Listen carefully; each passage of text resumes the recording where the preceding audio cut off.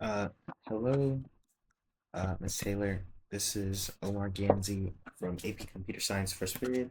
I'm sorry I can't go to the slideshow view because my computer won't allow me to, but this is my project on online radicalization.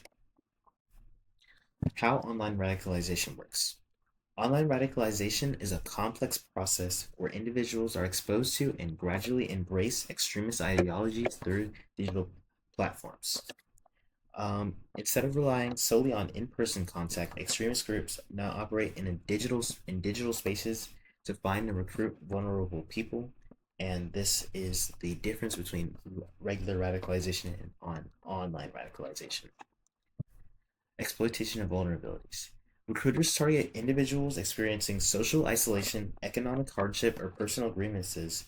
Um, Online communities offer a sense of belonging and purpose that these people may lack in their offline lives. Targeted recruitment. Extremists use social media, gaming platforms, and encrypted messaging apps to connect with potential recruits. They may use coded language to draw in non extremist individuals before exposing them to more radical content. Algorithm driven exposure. Social media algorithms reinforce radical views by feeding users progressively extreme content based on their past engagement. This creates echo chambers where extremist beliefs are normalized without exposure to opposing views. Manipulation and disinformation. Extremist groups use misinformation, disinformation, and manipulated media to distort reality and appeal to vulnerable individuals' emotions, such as anger and fear. Artificial intelligence and deepfakes are increasingly used to create convincing, tailored propaganda.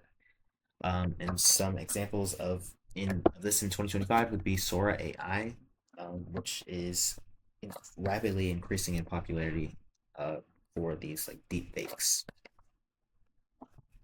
Gamification of violence. The language, aesthetics, and mechanics of video games are often used to recruit and celebrate mass casualty violence. Extremists may post leaderboards and use video game like visuals to dehumanize victims and desensitize followers. Warning signs. Because the signs of radicalization are not always obvious, awareness of behavioral and online changes is key. Some emotional indicators would be increased hostility or aggression towards different groups or beliefs, social withdrawal from family or longtime friends, new strict or radical beliefs adopted in a short period, showing little interest in things they used to enjoy, like hobbies or sports, um, and then secretiveness or evasiveness when asked about their online activity. Some online specific indicators would be spending excessive time online, particularly on unmonitored platforms, forums, or closed groups, accessing or downloading extremist literature, propaganda, or content, sharing hateful, extreme content or memes, links, sharing extreme, hateful content, memes, or links on social media, using extremist language, symbols, or in group slang, which is like slang that's connected to this certain extremist like agenda, and then displaying an interest in conspiracy theories. How to combat online radicalization. Combating online radicalization requires a multifaceted approach involving education, community, and technology.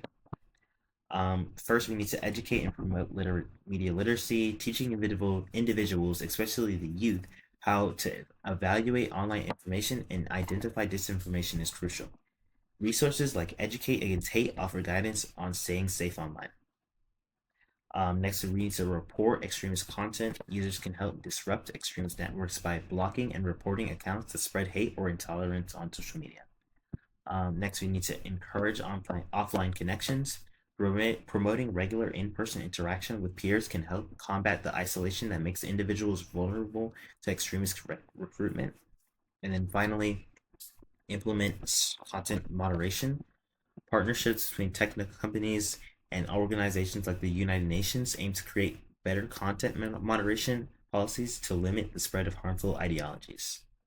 If you're worried about someone, contacting their psychologist, pediatrician, or child psychiatrist is recommended. If there's concern for imminent safety or violence, contact law enforcement immediately.